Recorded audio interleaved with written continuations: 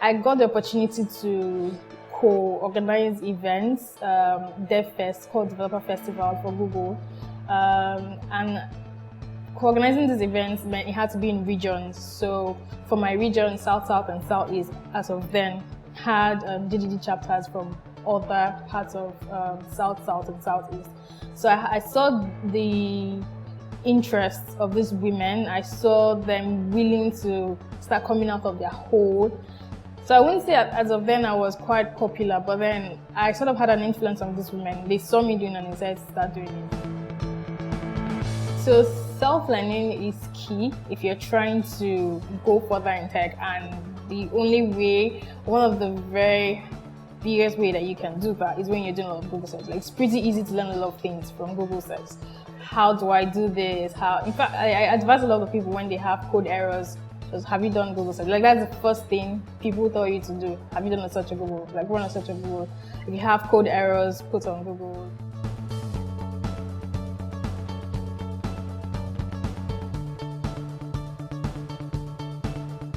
Okay, I'm very excited about the future of women in tech in Nigeria because I've seen a lot of improvements lately.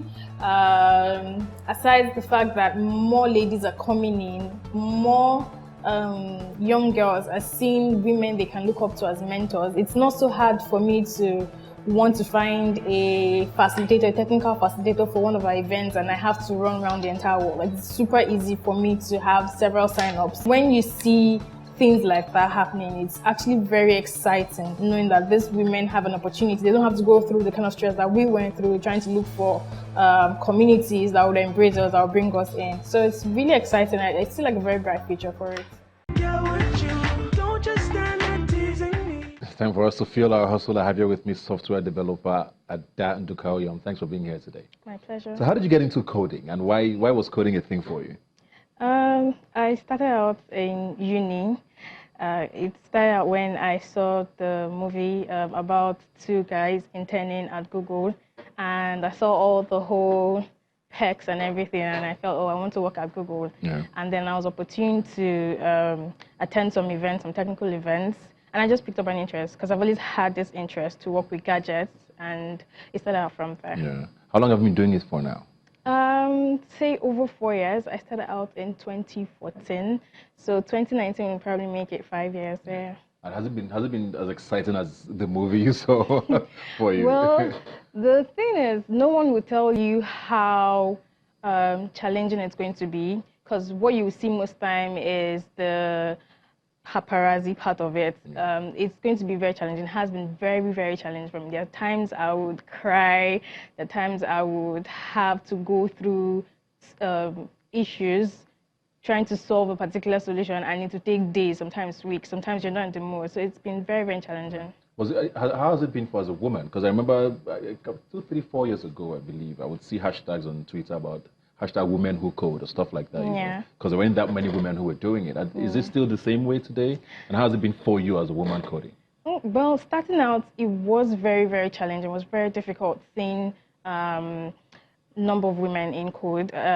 But then along the line, more ladies continued coming into this thing.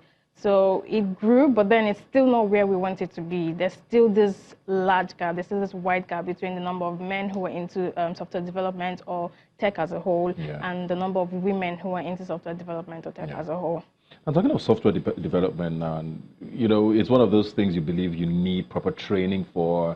It doesn't not necessarily university education, but I mean some sort of training. How did the Google app in any way help you to be what you are today? Okay, well, seeing that I was coming from a non-technical background, because I started out in school, I was studying microbiology, so that's like entirely way different from computer science, computer engineering, and the rest. And it was a school environment. I had to do a lot of Google search, so it basically helps you. There's literally everything. You're looking for anything, it's always on Google. Just make a search, as simple as that. There are other people who are also going through that same situation that you're going through, maybe that same code issue that you're going through.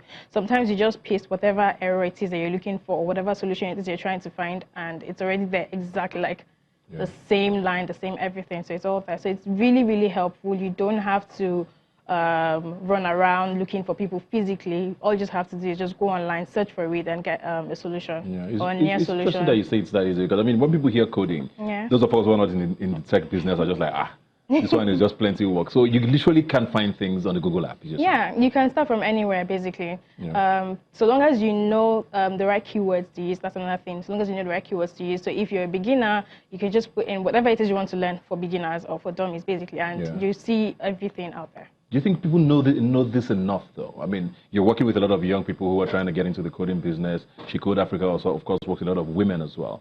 Do you think this information is, like, do people know this, that there's information out there on the Google app that they can actually just get their hands on without paying anybody anything? So I think the average person knows that you can find things on Google, but then they don't know the in-depth of the amount of things that you can find on Google. And then bringing it down to software development, not everyone knows. Some people are still looking up to or looking for people physically to mentor them, to give them resources, not knowing you can find this thing. Because most people that you reach out to as mentors, when you tell them either you're looking for a solution to this or you're looking for resources, what they do is also go on Google, get it and then give to you. So not everyone knows, but then we're progressing. So yeah.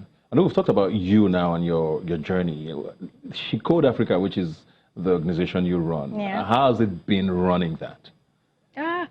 Well, it's been challenging. I know there are sometimes it's been like an on and off situation for me, but then it's also been exciting as well. Seeing that there are lots of women out there, lots of young girls out there that are willing to go into this thing but have no idea of how to go through it, have no mentors. It's been challenging trying to get mentors, trying to look for ladies who are also into this thing and pair them with beginners. And then another thing is it's mostly beginners. The range of beginners and intermediate or experts is like very varied. It's a wide gap. So it's mostly beginners. So sometimes you find yourself doing the same thing over and over and over again for these ladies out there who are still beginners. And then you have very little time to focus on intermediates or experts, because then as you're doing this, you still have to come back to beginners. So it's been challenging, but it's been exciting as well. Great stuff. Now, before we go, just what is the one thing, if I wanted to get into software development today, what is the first thing I should know? What is the one thing you would tell me? If I was going to go on the Google app to find out stuff about software development, what is the one thing or few things I need to know to start? The very first thing would be perseverance, because you'll get to a point where you can't take it anymore and you want to quit. So you have to have that perseverance. Another thing is you need to be willing to own your own learning, because not everyone has that time, not everyone has the opportunity to sit you down and teach you A to Z of that thing. So you need to own your learning. Another thing is you need to be empathetic. You're coming into this thing to build products for humans who are looking for solutions to their problems. So you need to be able to empathize with these people and know how to go about building the solution for them. Another one is you need to be analytical.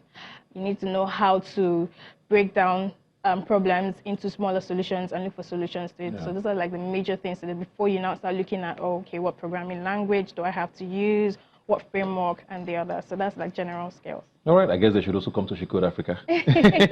Well, yeah. Thanks a lot for being here today, and good luck with My everything. pleasure. Thank you. Now, guys, remember, no matter what career or business path you want to follow, the Google app can help you fuel your hustle and achieve that, all right? Thanks for being here today, and I'll see you next Sunday.